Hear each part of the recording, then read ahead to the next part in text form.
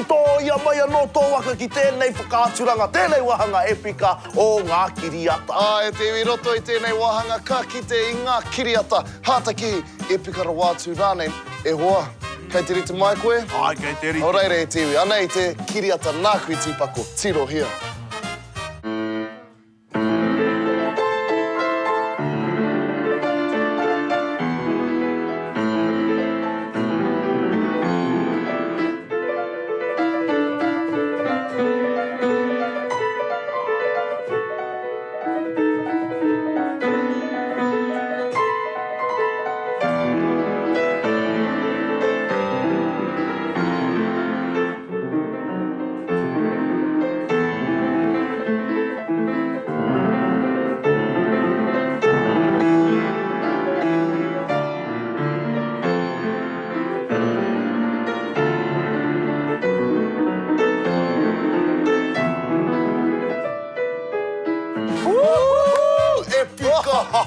Wehina, e hoa wehina.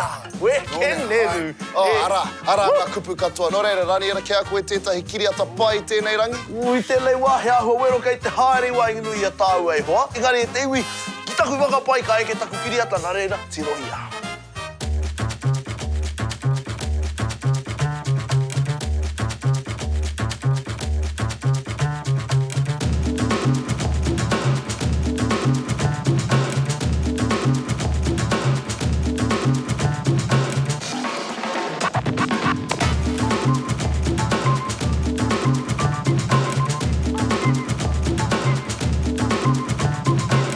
Te iwi mena he Kiriata epika, hātaki hia koutou, tukuna mai ki e nei pai tukutu.